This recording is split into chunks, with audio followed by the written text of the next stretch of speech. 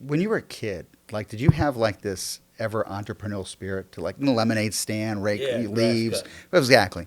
I had all that. I mean, shoveling snow, but I had this great idea to have a haunted house in my basement. I was probably, I had to be 8 or 9, maybe even younger. So hung, rafters, unfinished basement, hung sheets, paper mache heads. It was horrible. I mean, it was horrible. It wasn't scary. It was just a bunch of junk. That's all it was.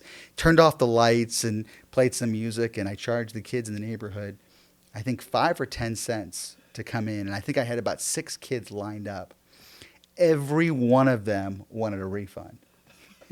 I knew this was not my business. But I failed miserably, but I love the idea that I can make some money. I just had to figure out a different way of making money. There's my quick little. So that That was was one my of the best start. starts. Yeah, So what you yeah, learned was yeah. what? Better quality of everything. So Better quality. nowadays you're more focused on better Quality. Quality is quality, everything to me. quality. Exceed the customer's expectation. Never let them think that I pay too much. Always think, man, I'm getting more than what I expected. All those life lessons, I still think about. I had to give everybody their You 5 gave them cents. their money Oh, back? absolutely. I don't want to get beat up at the bus stop. I was 8 or 9. I was scared. I was more scared of them than I was in my smokehouse. Yeah. Hey everybody, welcome to another edition of Beach Talks. I've got my friend Ricky Kalmon with us today. He's fascinating to me because we both spend a lot of time and effort on thinking about what we're thinking about, really. So Ricky's got this incredible, vast background, and the main thing I want you to do is go out and get his book, Leverage Your Mindset.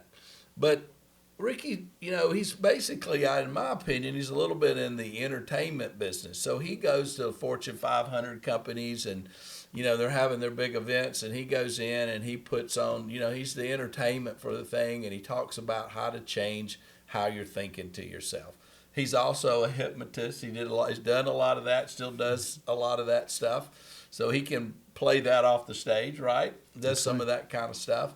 And, and he's kind of quasi famous. I mean, he's been on TV. He's been on CNN and Fox or whatever, those kind of shows, Disney.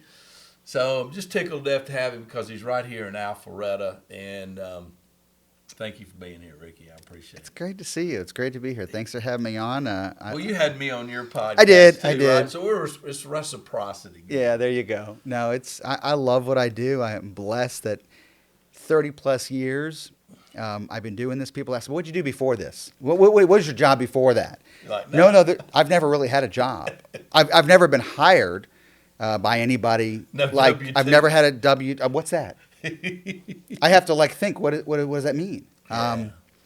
I've done this my entire life. The business has grown. I love it, and it keeps getting better every single day. I think that's the key to being an entrepreneur is trying to figure out how can you be better every day. Not that today was a bad day. I celebrate every day. Celebrate the gift of everything. But how can I grow my business and how can I serve my clients, who now are my friends, every day a little bit better? So how do you do that? You reinvent yourself every day. I think Does something come to you that you challenge yourself. You figure out what's going to work, and if it doesn't, you find out. And if you fail, you just don't do it again. So break that down for me. So a thought comes to you. Thought comes to me. Well, I think that you first you have to See something? I think it starts with you have to give yourself permission. Okay. All right. Let's say you're a 9 to 5er and you're just doing the same thing over and over again every day. And if you're comfortable with that, that's absolutely fine. Right. But what would it feel like if it was a little more adventurous? What would it feel like if you challenged yourself to do something a little bit different every day and see where that takes you? Now, I'm not saying take a risk. I'm not saying maybe go to lunch at a different place every day. Yeah. Meet somebody new. Never meet a stranger. Say hello to people. Appreciate everybody that's around you. That you think about the people that are around you that maybe they're doing a job. Maybe it's somebody you hired. Maybe it's a salesperson. Maybe it's a client. How can you make the experience, your interaction, a little bit better too? I think it just goes a long way. But I think it starts with giving yourself permission to make those things happen. So, do you feel like people are missing that excitement in their life, that something extra? And I say that because guys like us, we're like automatically geared that way. I don't know if we got it from birth or we just decided to go that way, but I think most people aren't like that. They think we're a little crazy and a little out there sometimes. Okay, so I'll ask you, and I'll ask the viewers watching this right now, something I ask even during my live keynotes, anywhere I'm doing something for self-care. How many people would like to, in the audience listening or even just watching the program right now, would like to sleep better, feel better, be happier, healthier, more prosperous, a better significant other, be richer? I mean, there's nothing wrong with saying I want a little more money. All those things that I just said, work out more. I mean, I'll keep going. Think about all your There's best. a whole list of those. Right. Who doesn't want a little bit Everybody more? does. Now, we can come up with 1,000 excuses what's in our way, but it's usually ourselves that's the number one factor. So if you can identify and realize that your biggest obstacle is sometimes you from achieving even more success, let's get out of your own way. All right, so how do we do that? Well, I think you start with that. You start with this plan. You got to have a plan. You can't just have random thoughts. I mean, you have great intentions. You get up in the morning, you have a random thought, you go on your talks, and you record something. I bet you how many times have you said something, and you go, you know what? That's a good idea. I should do that. Right. Well, do you actually do it, or do you get too excited about it and something else gets in the way? Both. Okay. So but most times something else gets. So what would you think is the best way to putting that to action? So I come back and I write it down in my calendar. So Bingo. I use a calendar as a task pad. There you go. And then if I feel like it's something I need to work on, I move it every day so I keep seeing it. Mm-hmm. If it's something that I'm trying to change my thought process on, I write it down and put it to recur every day for 7 days a week at the same time so that every day I see it. Boom. You're actually doing good? Exactly what I do every single day. So that's pretty much my plan. Now, I'm not saying it's going to work for the person No, but watching. how do people institute that? I think you have to develop. Listen, how many times you ever gone to IKEA and bought something? You ever been to an IKEA? Yep. Have you ever taken when you take it home and you open it up? I don't want to do this again. Yeah, and then did you actually try to do it without looking at the directions? I've done it, yeah, and that wasn't very good. How many parts were left over? A lot. When you were all done. Yeah, You thought take it back apart. Yeah, we're sure. We're guys. It's like I got this. Listen, it's 4 sides and a top. Who needs to look at the directions? I got this. There's like 5 tools and an extra side laying on the ground. What do you do? I hate it. Point is, there's a direction. But now, sometimes even reading the directions, we gotta, there's directions because they have purpose. Software is driven by directions and code. Okay. Right. Everything is. Really think about it. If you have a plan, you build a studio, you build a home, you build a business. There's a reason why it's written out. I think we forget how important it is to write out our plan and figure out how to do all those things. Come up with the solution. You know the problem. So is that the same as goal setting? I think so, but it goes a little bit deeper. Okay. How?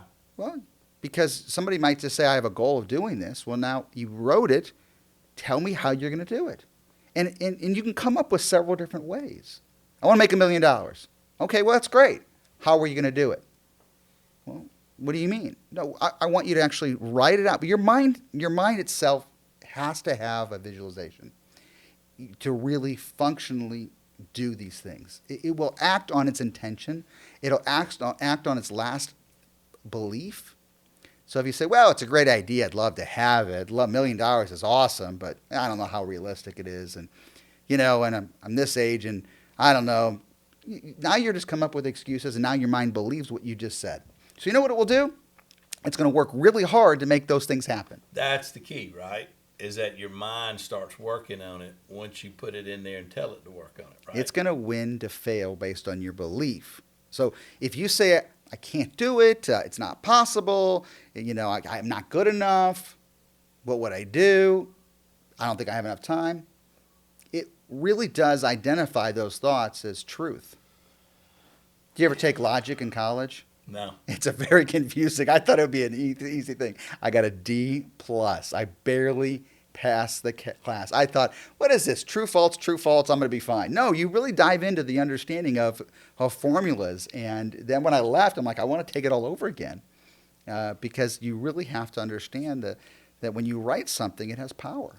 So when I speak at colleges, one of the things I try to tell kids, I say, if this is the story I tell them, I say, if all of us decided today that we were going to go to Paris, France, that we all wanted to go to Paris, nothing happens until we put a date on it. So until we decide, we're just going to talk about it in class until one day somebody says, we're going on July the 4th. Now, once we do that, then we all sit down and say, okay, we're going to July the 4th. What do we need to know in order to be there on July the 4th? How much is airfare? When we land in Paris, how we're going to get to the hotel? What hotel are we going to stay in? What attractions? So those become your mini task, right? And I say, so as you lay that out like you're planning a trip, if you do that with your life and you say, I want to be this or I want to be that, what are the things I need to do to get there? And then you just start doing the little tasks and you check them off one at a time. And then you wake up one day and you're in Paris and it's July the 4th. Even by writing it out and you look at the airfare, you're unconsciously making decisions how you can afford that. And if you don't have the money, maybe you'll unconsciously make decisions by not spending money for a dinner. So is there a secret piece that says when I look at that and I think I can't do that, is there a way to change your belief that you can? Because I might say I really don't have that much money. Like I want to go do a business or I want to go buy a commercial building. Oh, that's going to cost me $5 million. I don't have $5 million, so I'm going to end that thought process. You just said it. I don't have it. I can't do it. So right. So my belief was it's not going to happen. Right. How do I change my belief to say, you know what, I do still really want to buy that $5 million building?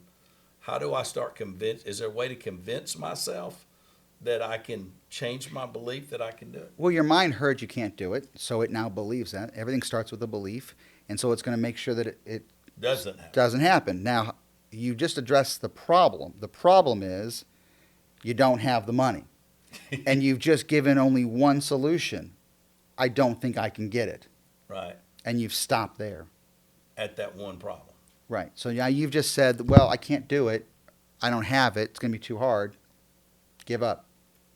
You didn't give me enough solutions. So how do I convince myself to believe that I can do it? What's the steps to do that? I think it's changing the way you think about when you address a problem. So I say, okay, I want to buy this $5 million building. I'm going to do it. What's it going to take? It's going to take $5 million to do it. So what I need to do is figure out how I'm going to get the $5 million. Go to somebody like you and say, okay, I'm going to need a loan. What's it going to take and how much money do I need for a down payment? Okay, if I don't have that. I already know the answer. Okay, so then if I need 20%, 30%, 40%, whatever, now I got to talk to other people. I'm going to surround myself with really smart people around me. And it might not happen in a year or 2 years. $5 million building, I'm going to need 25% down, so I'm going to need $1 million. So now I got to say, okay, who do I know will go in with me to help me get the $1 million? How much of that $1 million do I have? How much of that $1 million do I need to get other people to help me with, right? Or if you want to do it all on your own, surround yourself with people to give you other solutions. Okay, in the next 5 years, if you do these X things, you might be able to save. There you go. But we don't. We're not perfect. We're human, and sometimes the easy road is sometimes the smartest one to us, and it's not. It's almost like losing weight. It's like, okay, I can't lose 10 pounds. Why even start now? You know what? I'll start my New Year's resolution New Year's. Well, that's an excuse to fail before you even start. So why, if you have a New Year's resolution, why aren't you starting it now? And when you say I can't lose weight, then you've already affirmed it. So, and you think it's too hard. So what if you just focus on 1 pound during 1 week for 10 weeks? So take it into baby bites. Absolutely. We've been programmed to try to get everything quick. I mean, let's face it, we're in a bubble sometimes. We have an idea, we want something. Listen, we can order something, it could be at our house within a few hours. You remember when you ordered something, you're like, it'll be there in 2 weeks? Wow, it'll be here in 2 weeks? That's so exciting. If it's not here in 10 minutes, we're already upset. Right. But our brain needs to look at different ways of thinking about things. Listen, when we were young, when you were really young, your brain was pretty much open. You didn't know anything. We didn't have fears, and our fears were small. I mean, it was a clown or a boogeyman or whatever it was. Maybe they created a fear, the lightning of a storm. That was our biggest problem. Now it's like, oh, am I going to pay a bill? That's even worse than anything else. But is it really a problem or just a challenge? Or is it an opportunity to learn how to figure things out? If you're fearing something, let's figure out different ways to overcome that fear. And that's where our mindset comes into play. What maybe it served us at one point, what you thought was guiding you, and with all the great intentions, maybe it doesn't serve you now as well as it should be where you are in your life. Mm-hmm. And maybe there's a different pivot for you, or a different challenge, or a different opportunity for you to grow.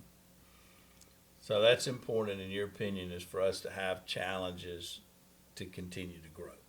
What's it feel like when you make somebody happy? I do it all the time. I love it. It's unbelievable. You tell people all the time, you love your business. Yeah, I love my business. Why do you love your business? Well, I get to see people and fulfill their dreams. Mm-hmm. You help people close one of the hardest decisions they have between marriage, children, and a home, right? Right.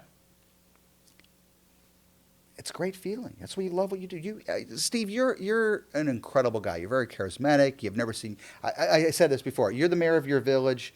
You love meeting people. Love to get to know people, but you serve people such a way that they know he's going to take care of me. Yeah. He's going to help me no matter what it is. Right. That feeling that you get by serving somebody is unbelievable. And that's what we call a giver's high or whatever. Yeah.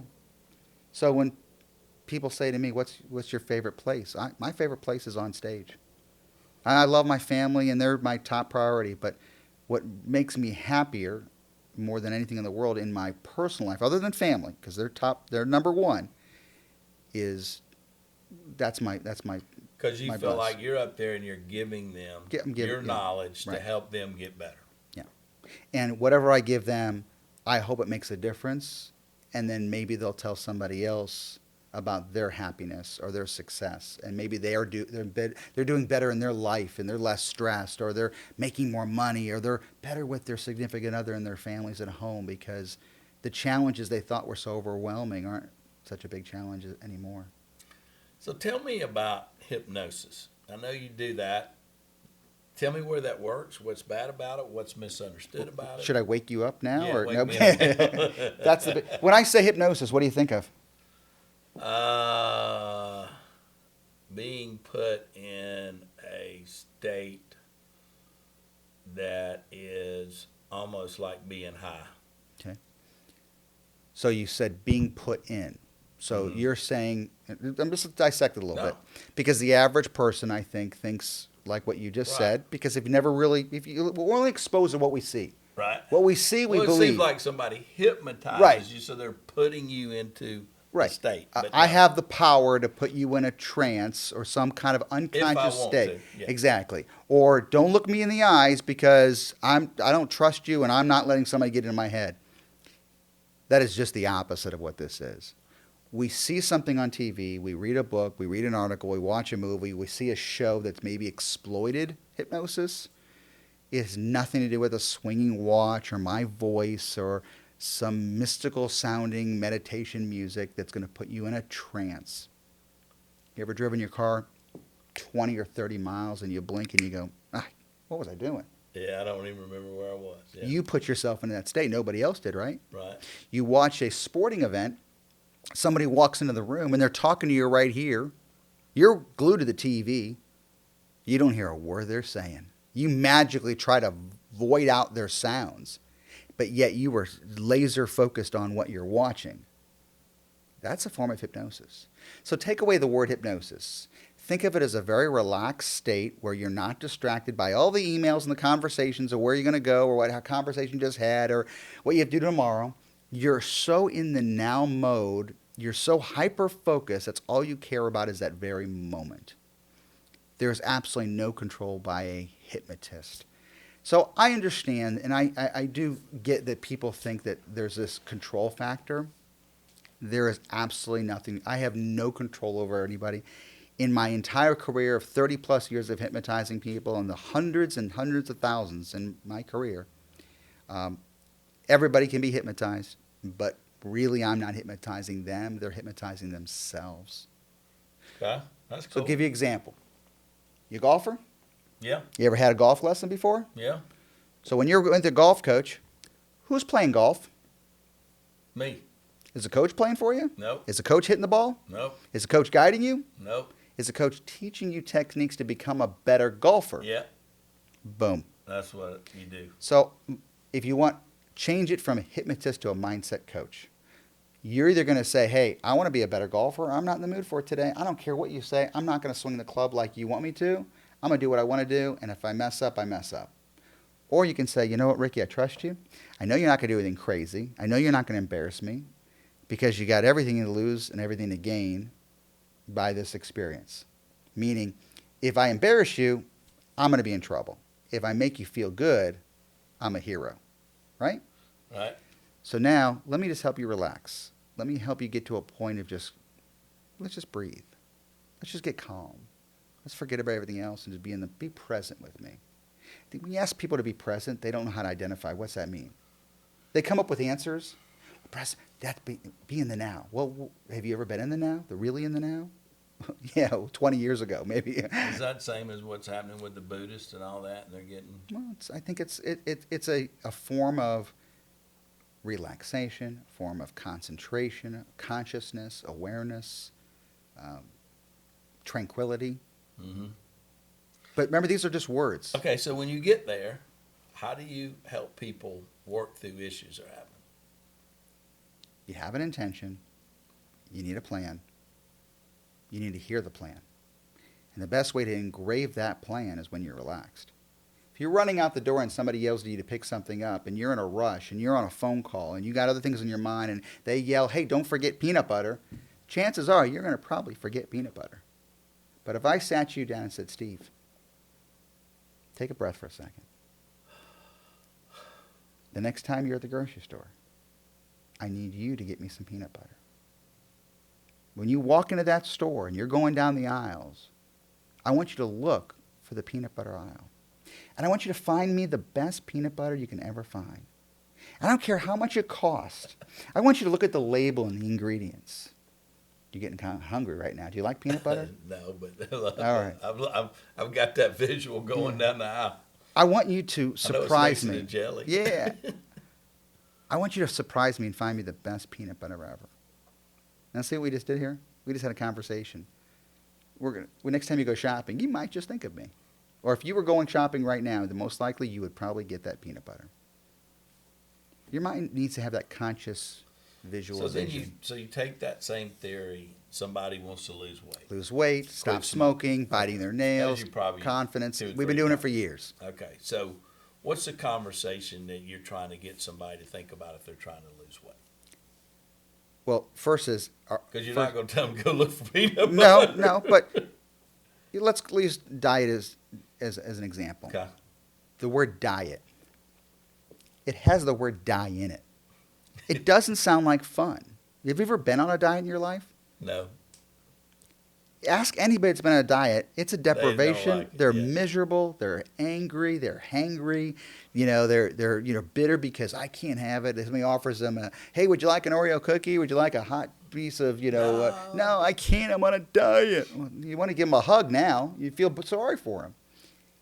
I think you have to change the way you think about food. Don't deprive yourself. Let's just think about the moderation. Let's think about how much we're eating. Do we need everything? Do we need everything on my plate?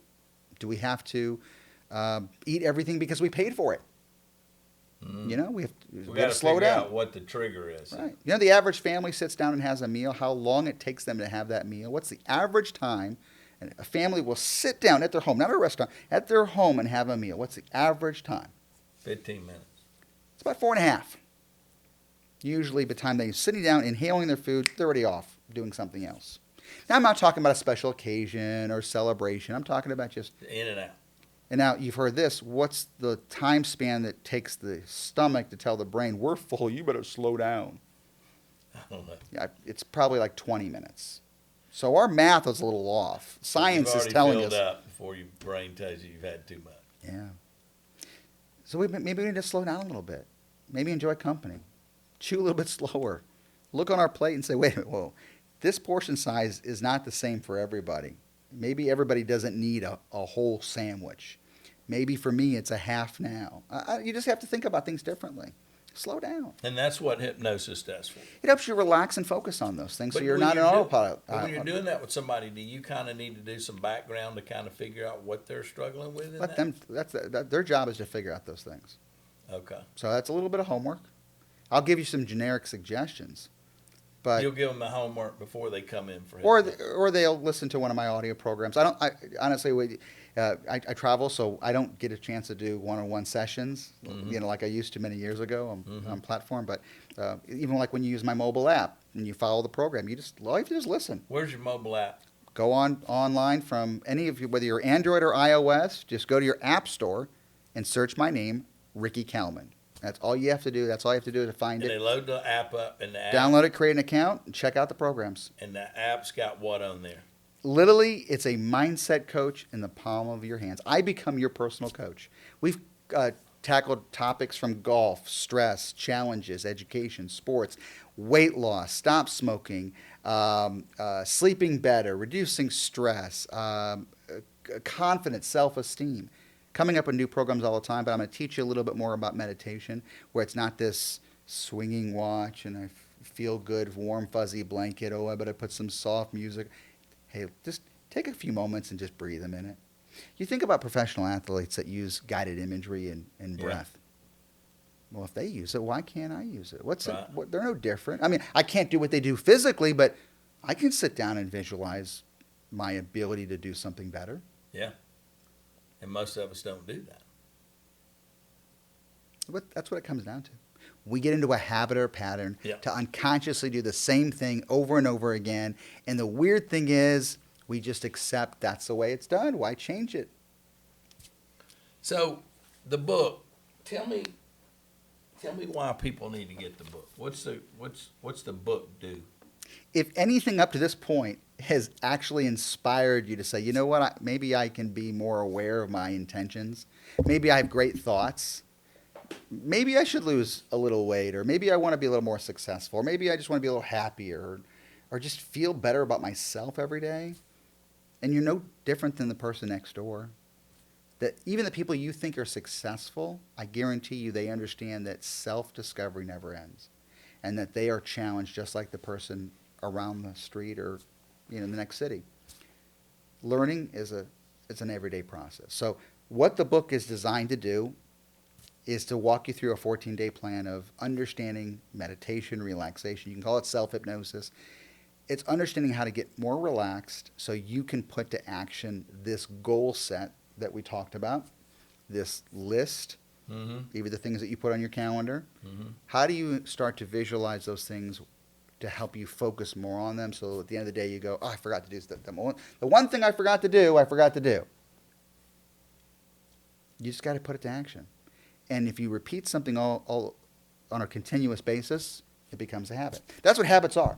Habits are the repetitive action of the same thing over and over again. When I ask an audience, name 3 habits you have, name 3 habits you have, name 3 habits you have. I'd say it like rocket, like that, really fast. Do you know that everybody usually writes down a negative habit based on my question? They'll even start to try to ask me, excuse me, do you mean, write down 3 habits. Didn't ask you, no questions. Default is automatically negative. Why? Because we think of habits of being negative. We've changed and added to the meaning of habits. My habit is I get up every day. My habit is I appreciate life, appreciate my family, appreciate the gift of being able to help and serve somebody, and I love what I do. That's a habit. So, I teach people that what you want to do from a marketing standpoint is create marketing habits. So a habit might be, I'm going to go to Rotary every Friday. A habit might be, I'm going to go to the Chamber of Commerce once a month. A habit might be that I'm going to write, something and put it in LinkedIn and create an article, or I'm going to do a video. Like for me, a habit is I get up, I walk, and I do my little video, right? A habit is once a month I do my podcast. So the more habits, marketing habits that you put into place, the more you increase your business, right? Absolutely. It's the same thing, right? Yes, I talk to sales teams all the time, and they're going from one sale to the next. I got to get the next sale. If I don't have the next sale, I'm having a bad month. What do I do? Maybe the time that you're down, check in with your clients that you've served in the past, or maybe try to figure out how you can create a relationship with that client on a regular basis. And so you're doing it. You're living proof of a marketing machine. You're walking, talking. That's your brand. And I agree with you. You go to Rotary not to close a deal, but to build relationships Right. and to help out. And at the same time, makes you feel good. Yeah. Because you serve the community. Yeah. You serve Give other back to people the that community. need help. But at the same time, people get to know you, and now you're marketing yourself. So now in everybody else's mindset, Steve's the guy. Steve Beecham's the guy. Who do you call? Steve Beecham. Call Beach. I mean, it's Well, that's what but I mean.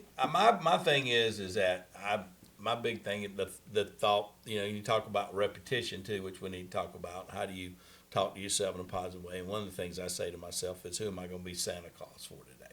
Who am I going to bring a gift to? Who am I going to wow today? And so I'm actually every day looking for that opportunity to wow somebody, to really blow them away with an introduction. Typically is what it is, and that's why I sleep so well at night, is because I usually have at least one of those in my day. What about people that are, what's the word I'm looking for? But they do repetitive sayings and stuff. affirmations. Affirmations. How important is that? Well, I've been listening to motivational programs since I was probably 15 years old. I probably worn the cassette tapes out of from Zig Ziglar to Tom Peters, and I was fascinated, with the Napoleon Hills and Yeah. all that. The whole generation of just, people were thought, well, what is this stuff? And what I learned is that life is so much better when you're more positive. I know that positivity is not going to make you a richer person, but it just makes life better. And it changes the way you look at things. Something bad happens. My first instinct to train my brain is, well, it could have been worse. That's great. I mean, it's a training.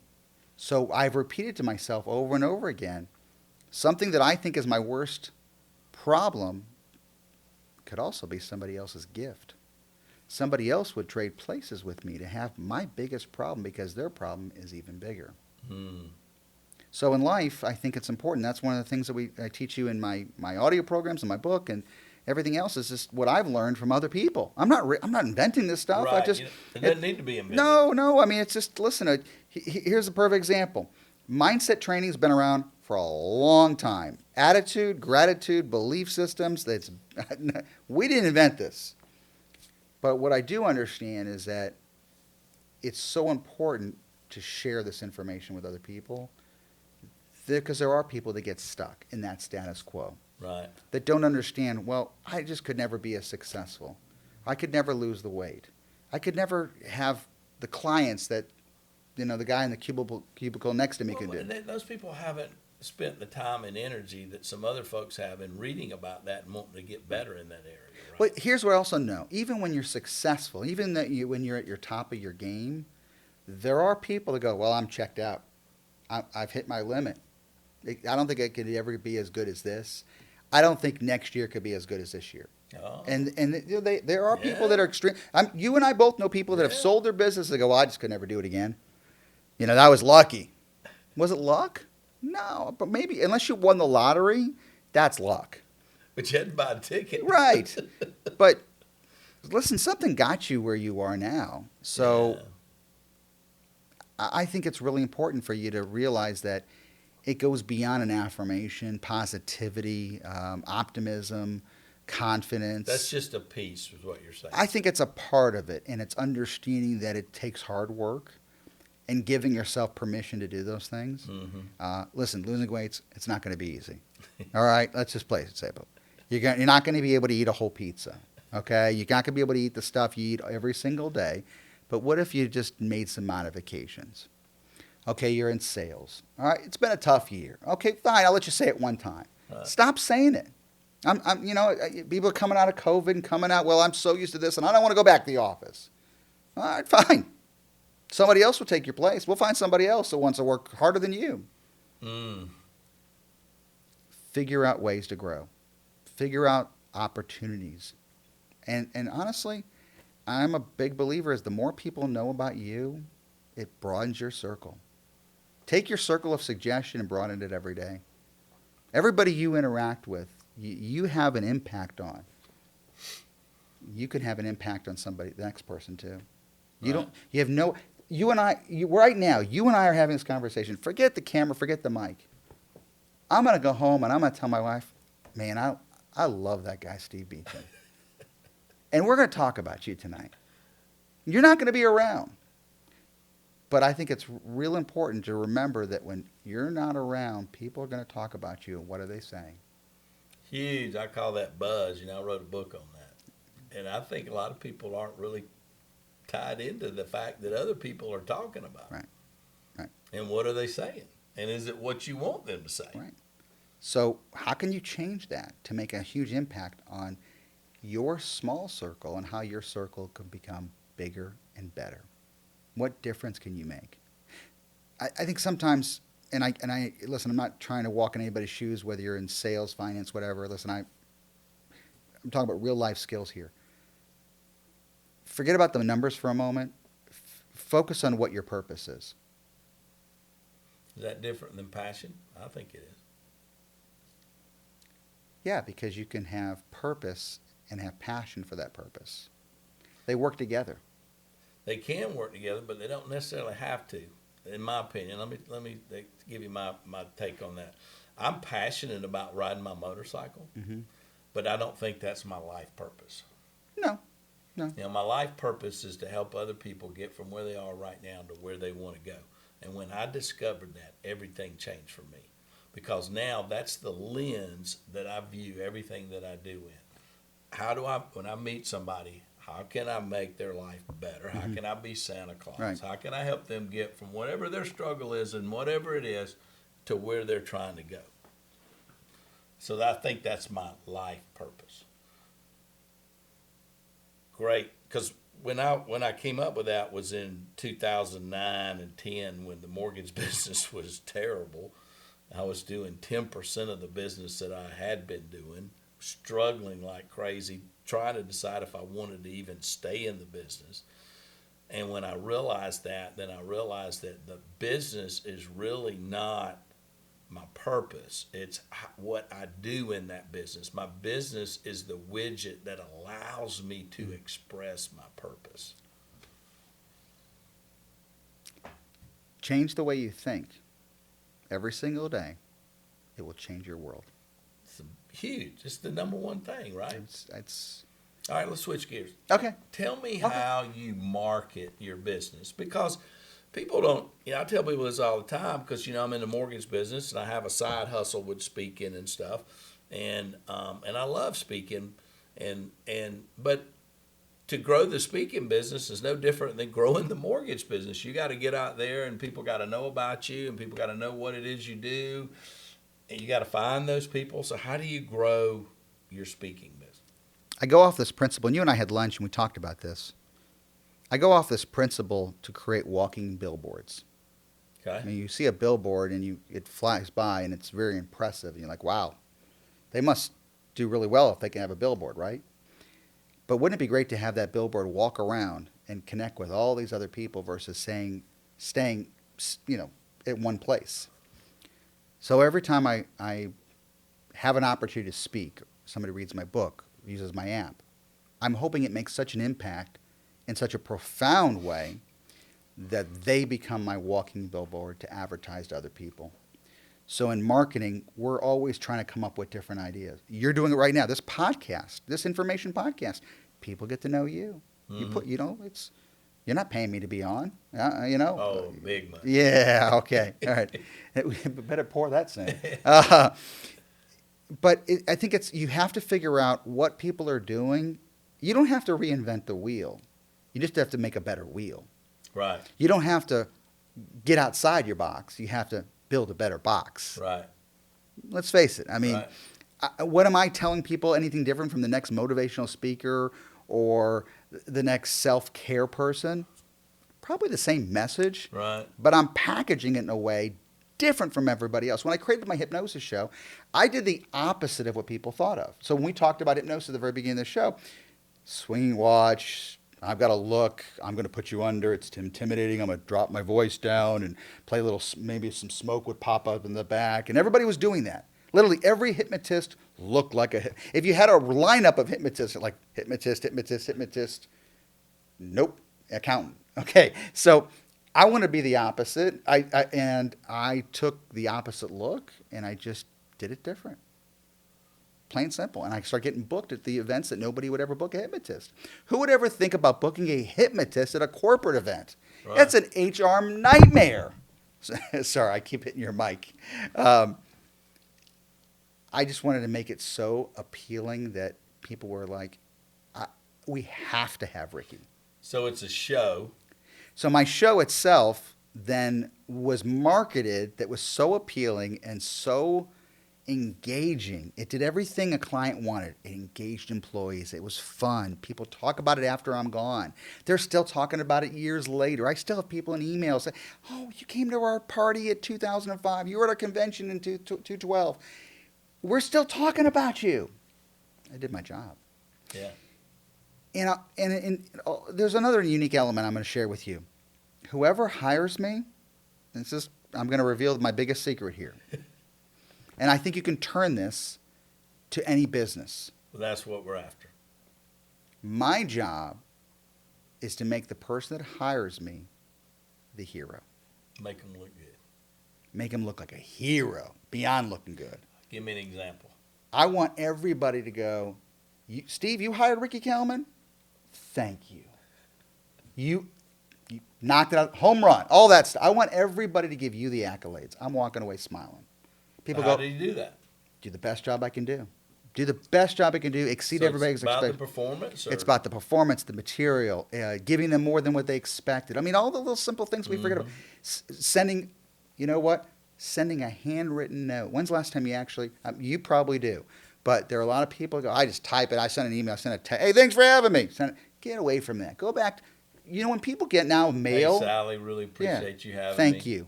Thank you It for. meant a lot to me to be there with your people. Exactly. Now, does that make Sally? That's marketing. Right. Does that make Sally call her friend that works at the next company and say, hey, you got to have this guy in? Yeah. Or if Sal was at dinner with a friend of hers in another company, they're talking about events. Oh, you already have somebody booked? Next year, you book Ricky Kalmon. In fact, we've had him back now 5 years. And so I'm not selling myself. That's how. So you're getting it through referrals. Yeah, I think it's so. It depends on your business. So if you're in the financial business, that's one of the biggest obstacles I think that I hear from my financial advisors or insurance sales is I got to get new clients. Well, keep making your clients now that you have happier than ever. That's so old school, and so many people have forgotten that, Ricky. I mean, just serve your clients that you have now. They're like, I'm just going to get another prospect off the internet. They're Yeah. they're not realizing that that's where the meat on the bone is. Serve your client now. Yeah. Create such a mindset with your client now that now you're their best friend. Well, I mean, you and it's should not be, fake. and you want to be. It's you are their best friend. Yeah.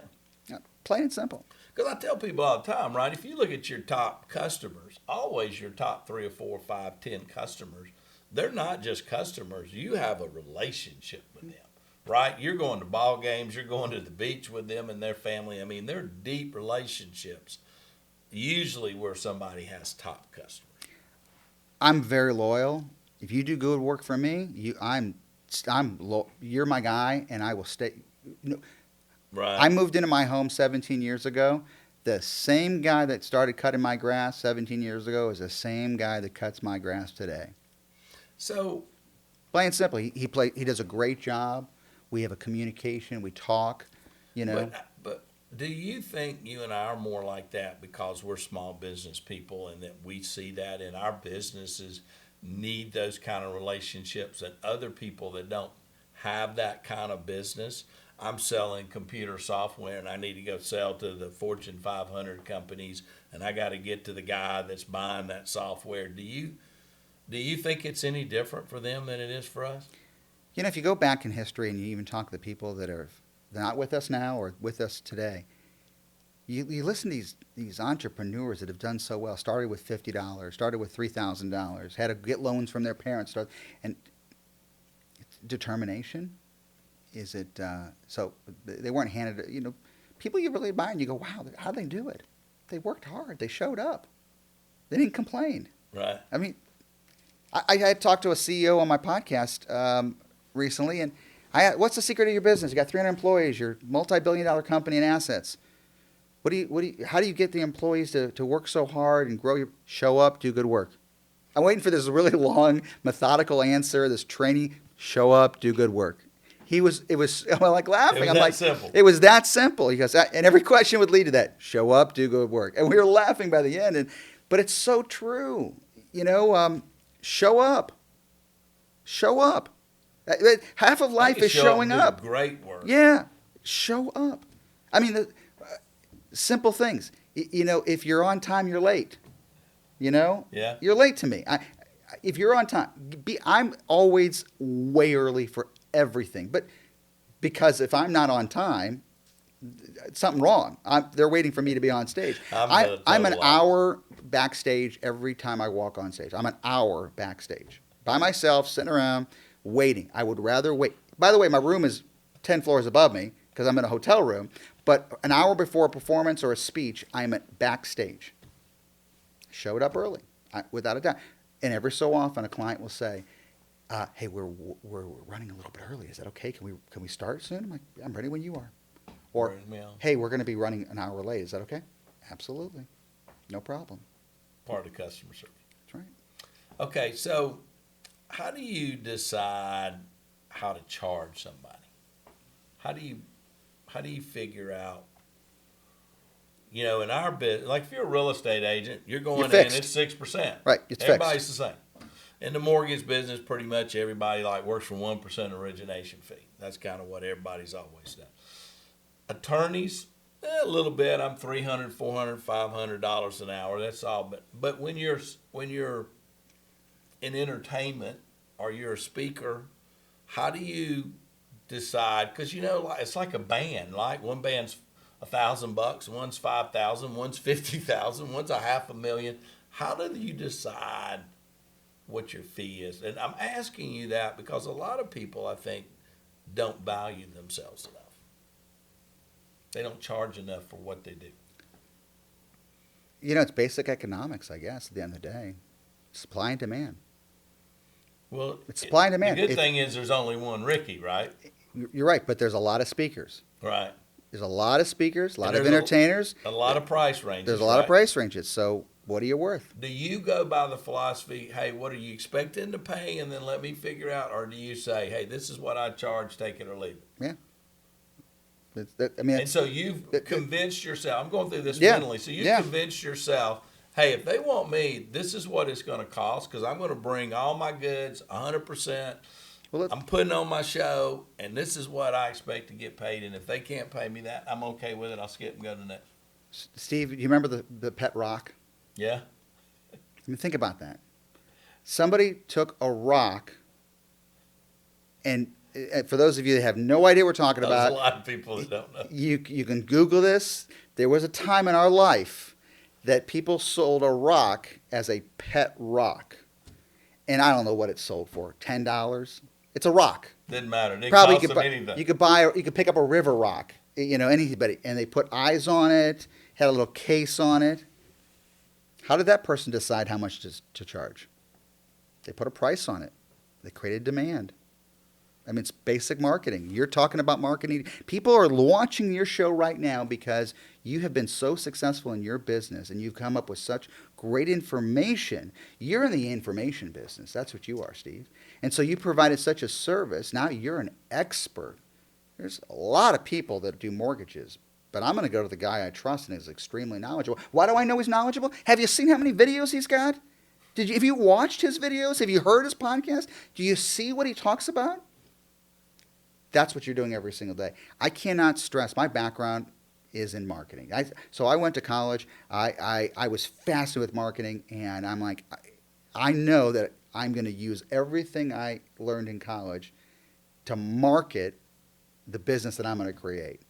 And I still use some of the same techniques that I learned in college. And sometimes I have to go back to the simple principle of communication skills and everything else. But so are you the kind of person when somebody calls you and they say, hey, we'd like to have you, and what's your fee? And you give them their fee, and they go, you know what, we really can't afford that fee.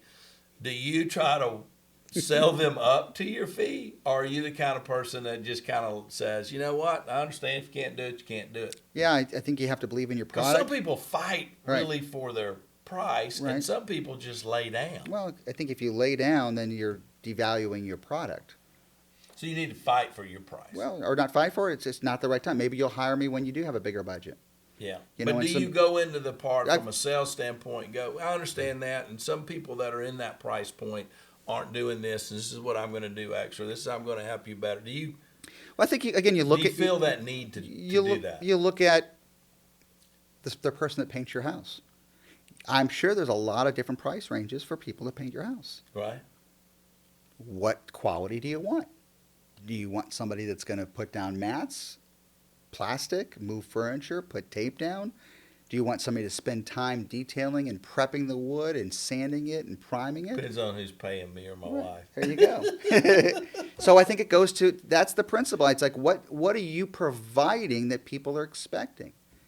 What quality of service do you want? So I think it goes back to what is your business? What do you serve? Even if you're, maybe you're a server, maybe you're a bartender. You know, I was out with drinks with friends the other night. We went out to dinner. Went up to the bar. My friend asked us what we all wanted to have for a cocktail. Looked over at the bartender and nodded. My friend told him the drink menu, and the guy had an attitude. He had an attitude. It's a nice restaurant. Kind of, you know, a little bit gave him some attitude, like, because he was saying, hey, can you make this one this way and this one this way? And it should be whatever you need, Yeah, as long whatever as you you're paying. want. I'm here for you. The next 20 seconds of interaction, I'm going to make this the best experience. And you know what? It shouldn't be, well, he's going to spend $40 on drinks. I better get that $20 tip. I think it's provide the great service. Think about what you're doing at that moment. Right, that very moment, that bartender missed the mark. Because I still remember now walking out of there, boy, that place was great, but that bartender, Was a jerk. yeah. So you think about that on a marketing aspect. So if you are serving a bunch of people, now whose fault is it that the bartender was a jerk? They really, on a marketing aspect, let's talk about this for a second. The mindset. If you're owning a business right now, whose real fault is it for that person? In my eyes. Now, you might disagree with me. Whose fault is it that he's a jerk? Yeah. It's his fault. Let's go a little bit deeper. Who's responsible for the Well, operations? then the guy that hired him. Yeah, the guy that hired, or the manager, or Yeah. the owner. Yeah. So at the very top, it's like, okay, well, if he's got an attitude or he's not delivering the service that's what they expect and the quality of service of that restaurant, and if somebody's not aware of that attitude, then I say it's the person above them, Yeah. and try to figure Yeah. out what's the problem today. Is something going on? Yeah. Maybe you need some. Maybe you shouldn't be interacting with people Yeah. because you're making a difference on the experience here. And if they're not aware of that, then shame on the person above them. Yeah. It's branding. It's quality. It's an interesting thing. It's culture too, right? Creating a culture where, are you creating a culture where you're empowering your people? No. Or are you creating a culture where, hey, be tight with the pennies and nickels, give them one olive, not two, Right. And then what happens? I mean, we talk about, I wish I was like Disney. I wish we were like a Ritz-Carlton. Right. I wish well, what? It's interesting when people talk about Disney or a Ritz-Carlton, they don't bring up at first how much they spent. They talk about the experience first. Yeah. And what is that experience now? It's engraved in your mindset. So they're really good about creating memories that last a lifetime. Right. If you've ever been to a Disney property or bought a Disney product, they create memories that last a lifetime. They impact families and friends. And that's what we all need to do. We didn't even talk about the product yet. To create a wow Right. with the person that's paying us. We're providing them the service that they want, not the service that we want to give. I challenge everybody, Right. if you're in business right now, I don't care if you're in the service business, I don't care if you have a small little product that you're selling, and if you think just driving a truck or delivering food isn't worthy, I'm telling you, you will make an impact on people, and you'll see how things will start to change. And it's really interesting. You ever seen the videos of of somebody that just exceeds somebody's expectations. The police officer running traffic, have you seen them dancing and they make the news? Or the delivery person that does something a little special, or the UPS driver that, that does something special every time.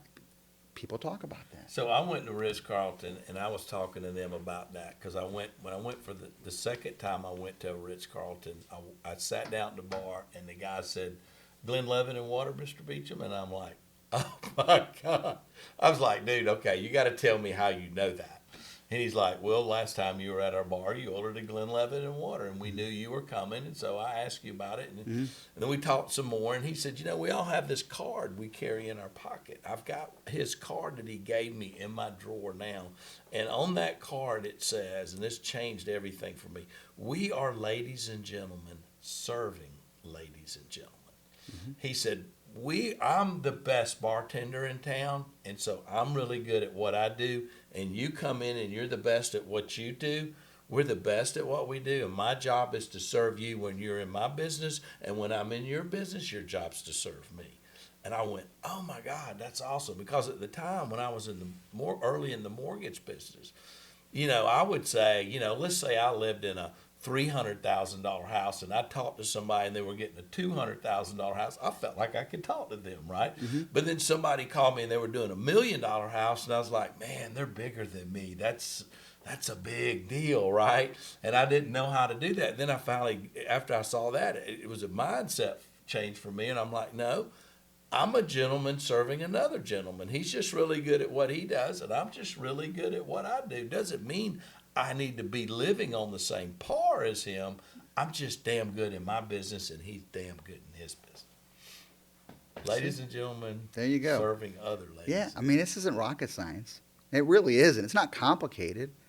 I mean, it's really simple. Sometimes we have to go back to the basics, and yet we are in a technology era, and we have to have the latest and greatest, fastest, more efficient. But sometimes we have to think, if everything else around us gets upgraded. Now think about this. If everything around us, we will go for an upgrade because we want it to work better. Why don't you upgrade your most valuable asset? And that's your brain. And that's what you're after. Yeah. Help people. I want to help you upgrade the software in your brain. Plain and simple. It's not rockets. This is not going to be some, "Oh, I didn't know that. Seriously?" No, you do know that already. You just weren't using that information. It was still tucked away. It was hiding behind something. I mean, most of the time, fear is hiding behind success, right? I'm sorry, I said that wrong. Usually success is hiding behind fear.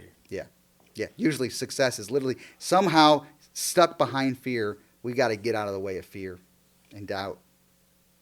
And I read a Napoleon Hill quote where he said, "Fear is not knowing the answer to a question." Oh, yeah. You're scared to go do something because you don't know how it's going to turn out.